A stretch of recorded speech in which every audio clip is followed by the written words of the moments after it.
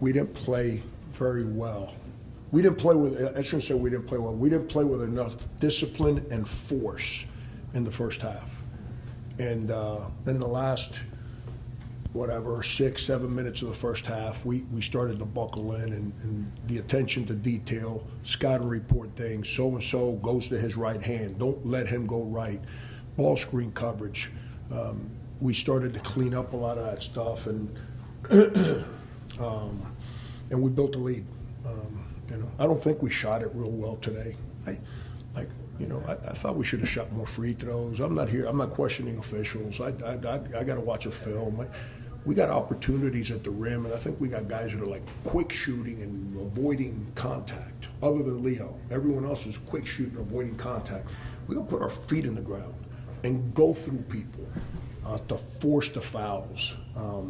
But then the second half, I thought, we locked in. We changed defenses a little bit today, which is something I've got to do to help our team.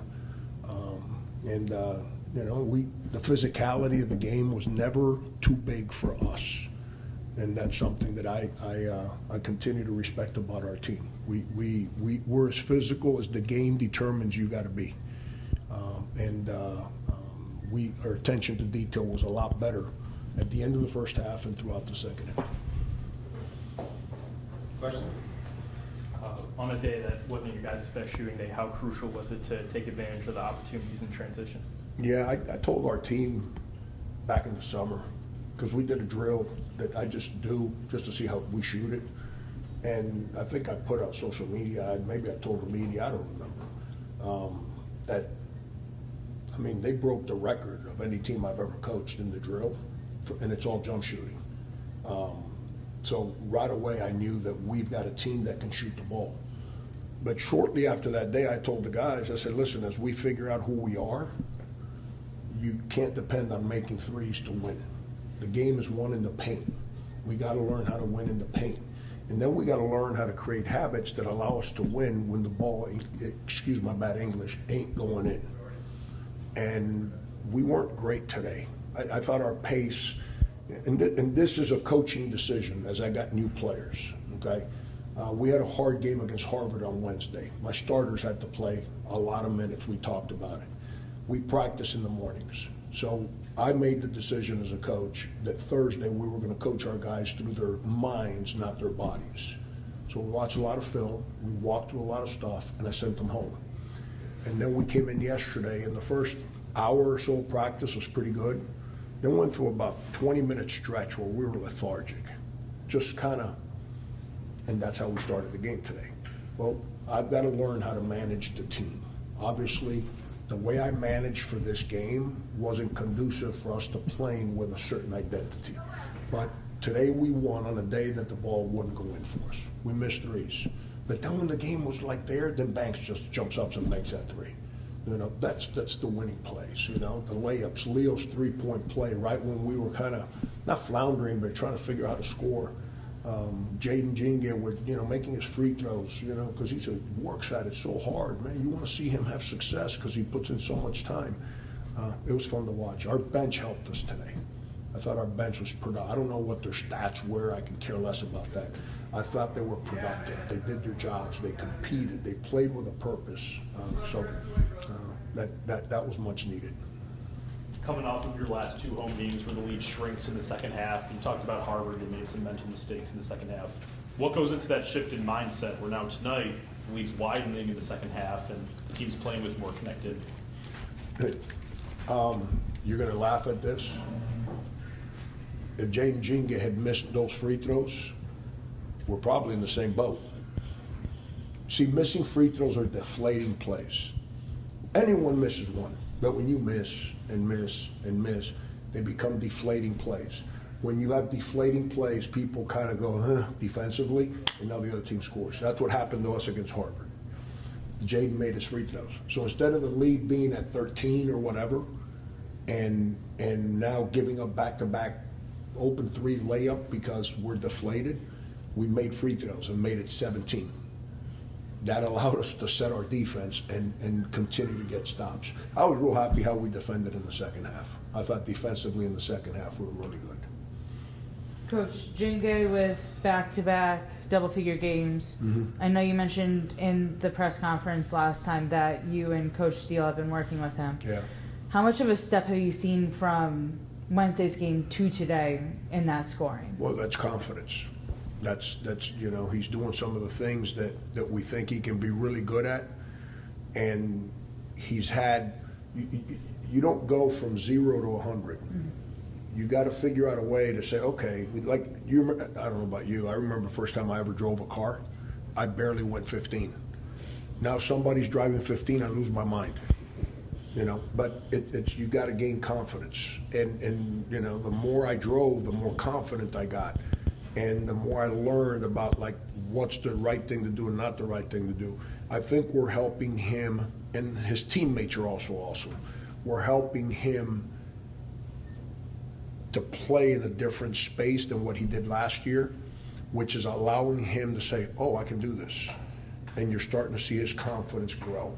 And when people play with confidence, then they're a lot more, this is crazy what I'm going to say, they're a lot more aggressive, but a lot more at peace. And that's what you're starting to see from him. Coach, Yeah. you've often said that you don't get 4 years anymore with these guys, you get 10 months. Yeah.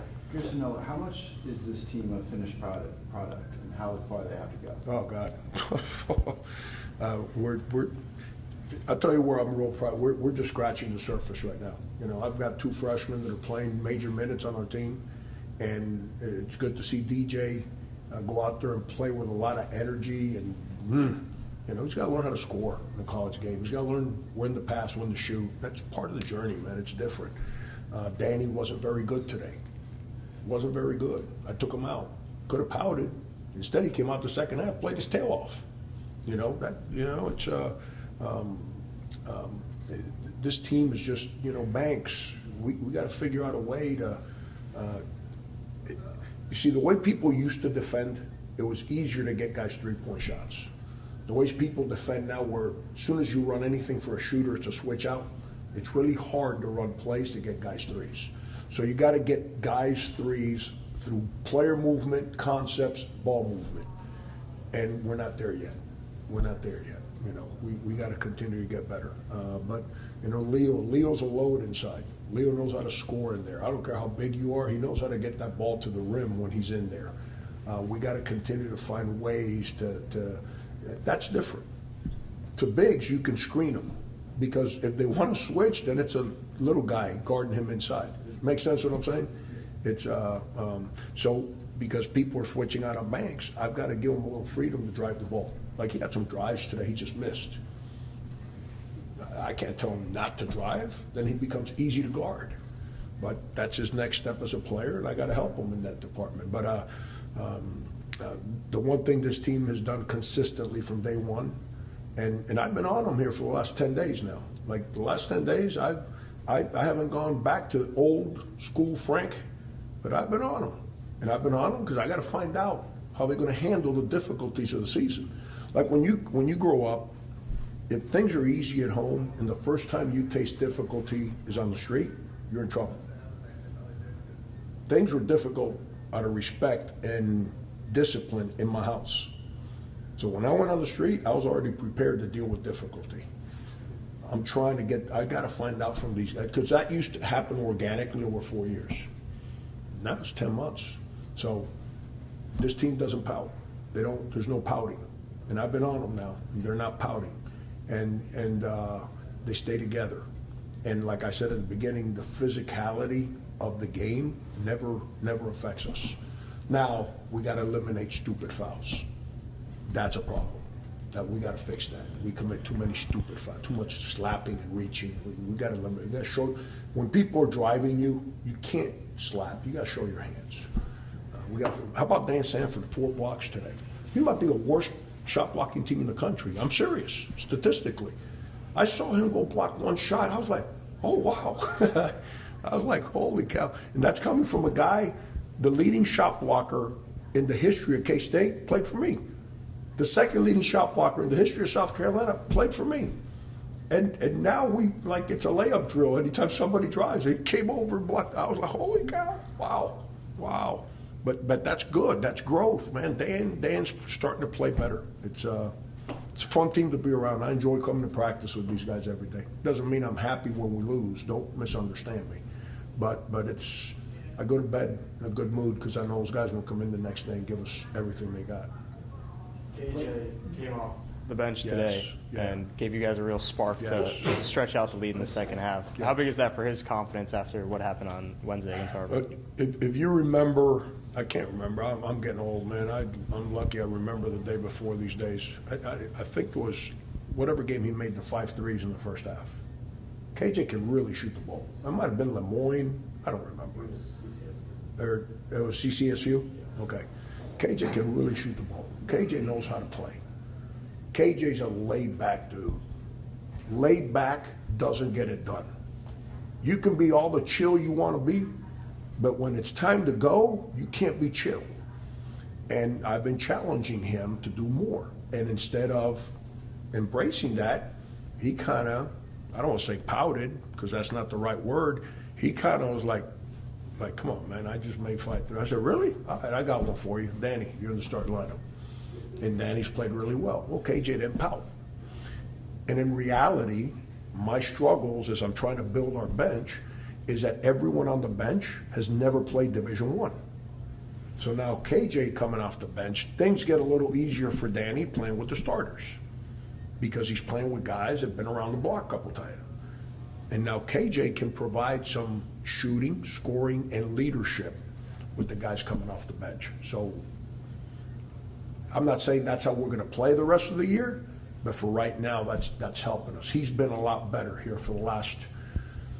Going into Charleston, he and I were not on speaking terms, but we weren't very happy with each other. He got back from Charleston, and I didn't ask him to.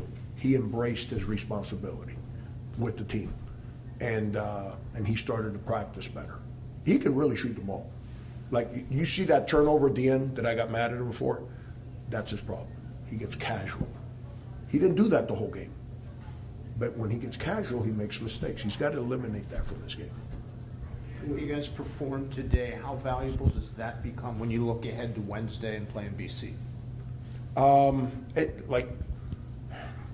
all about, I told the team before the game, it was my message to them before the game is, the one thing, sometimes you shoot it well, sometimes you rebound well, sometimes you foul too much, but the bottom line is the personality of your team can never deviate. You can't be here today and here tomorrow with the personality of the team. That was what I mean by a program win. We didn't play very well today. First half was bad, but our personality never deviated. How we went about our business. We just paid more attention to detail. We didn't pout. We didn't complain. We looked out for each other a little bit more.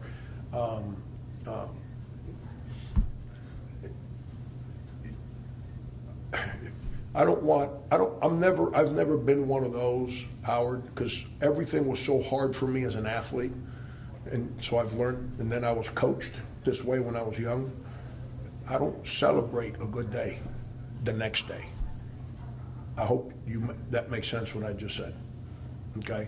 Everything has to be on edge and consistent. And when it works today, we thank each other for that today.